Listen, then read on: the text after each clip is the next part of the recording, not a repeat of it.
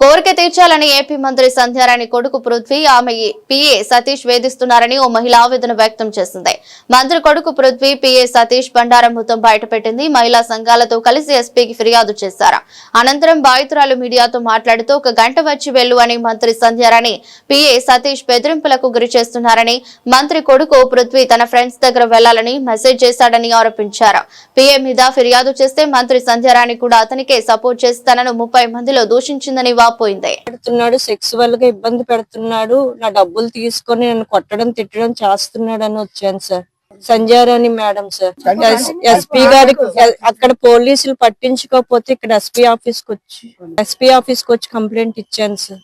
బందాబ్ సతీష్ మీద మెయిన్ ఇచ్చాను సార్. పృథ్వీ చిన్న చిన్నవి వల్ల ఒకసారి మేడం గారు అబ్బాయి సార్ మెసేజ్ చేశాడు సార్. మీరు ఎంక్వైరీ చేసుకోండి సార్, బ్యూరోకి ఏదో ఉంటది కదా సార్. నా ఫోను, వాడి ఫోను, అందరి ఫోన్ నెంబర్స్ ఇస్తాను, నా ఫోన్ కూడా వదిలేస్తాను, చేసుకోమని చెప్పండి సార్. డబ్బులు ఇవ్వాలనేసి జడ్పీకి నా జాబ్ పరంగా డబ్బులు ఇవ్వాలనేసి తీసుకున్నాడు సార్. వెళ్ళి కనుక్కుంటే జడ్పీ వాళ్ళు పైసా కూడా తీసుకోలేదమ్మా, నీ కారుణ్య నియమా కింద నీ భర్తది నీకు ఇచ్చాను జాబ్ అని తెలిసింది సార్.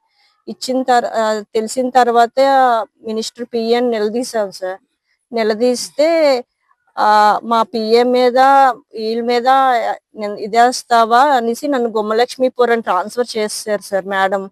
మేడం మా స్టాఫ్ అందరితో వాళ్ళ ఇంటికి వెళ్ళడం జరిగింది సార్. వెళ్తే 2-3 సార్లు నువ్వు నా పిఏ మీద లేనిపోని నిందలేసుకొని ఇచ్చేస్తావు, చేస్తే అక్కడ జాబ్ చేయి లేకపోతే మాని అన్నారు సార్. జూన్ నుంచి మొన్న మే 17వ తేదీన హైకోర్టుకు ఆశ్రయించాం సార్. హైకోర్టుకు ఆశ్రయిస్తే హైకోర్టు లాయర్ నుంచి నా పరంగా కేసు తీర్పు ఇచ్చారు సార్. ఇక్కడ సాలూరు ఎండిఓ ఆఫీస్ లో జాయిన్ అవ్వు అనేసి ఆర్డర్ పరంగా ఇచ్చారు సార్. అది వారవలేక నాకు సపోర్ట్ చేసిన వాళ్ళని కూడా గాయపరచడం, కొట్టడం జరిగింది. ఇంటికి కూడా వచ్చి చాలా రభస్ చేసి ఇబ్బంది పెట్టాడు సార్. వాళ్ళ అనుచరుల ద్వారా వాడు కూడా వచ్చాడు సార్. మినిస్టర్ పిఏ కూడా వచ్చారు. బర్త్డే రోజు 24 రాత్రి కూడా ఇబ్బంది తాగిసి వచ్చేసి నువ్వు గంట వచ్చి వెళ్ళు. మా హస్బెండ్ 2021 మేలో చనిపోయారు, కరోనాతో చనిపోయారు సార్.